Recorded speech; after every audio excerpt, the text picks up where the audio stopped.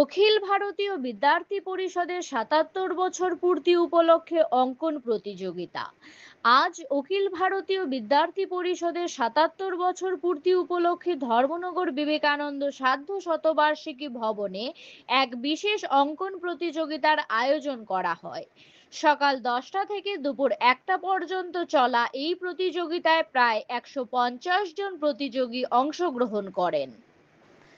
অনুষ্ঠান উপলক্ষে এবিভিপির ঊনকোটি নগর শাখার গার্লস ইনচার্জ অনামিকা দাস জানান, পবিত্র এই দিনে দেশের অগ্রগতিকে স্তব্ধ করে দেওয়া আজকের ধর্মঘটকে তীব্র নিন্দা জানায় এবিভিপি।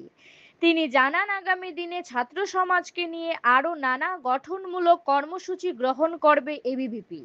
অনুষ্ঠানে ছাত্রছাত্রীদের উৎসাহ ছিল চোখে পড়ার মতন।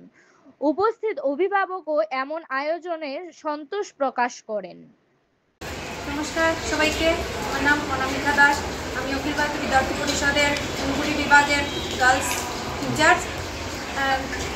আজকে এই অখিল ভারতীয় বিদ্যার্থী পরিষদের ৭৭তম প্রতিষ্ঠা দিবস।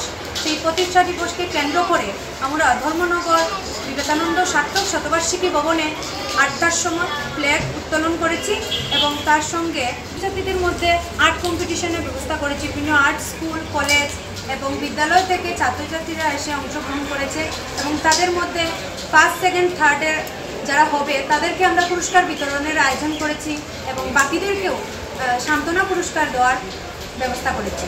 স্কুল, কলেজ, বিদ্যালয় থেকে ছাত্রছাত্রীরা এসে আর্ট কম্পিটিশনে অংশগ্রহণ করেছে।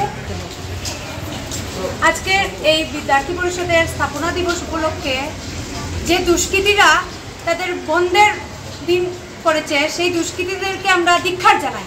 আজকে এত বিশ্বের বৃহত্তম ছাত্র সংগঠন অখিল ভারতীয় বিদ্যার্থী পরিষদের স্থাপনা দিবস, আজকের দিনেই তারা বন্ধের দাবি দিয়েছে। সেই দুষ্কৃতীদেরকে ধিক্কার জানাই, সেই দুষ্কৃতীদের মনোবলকে আমরা ধিক্কার জানাই। ভারত মাতা কি জয়। ধন্যবাদ।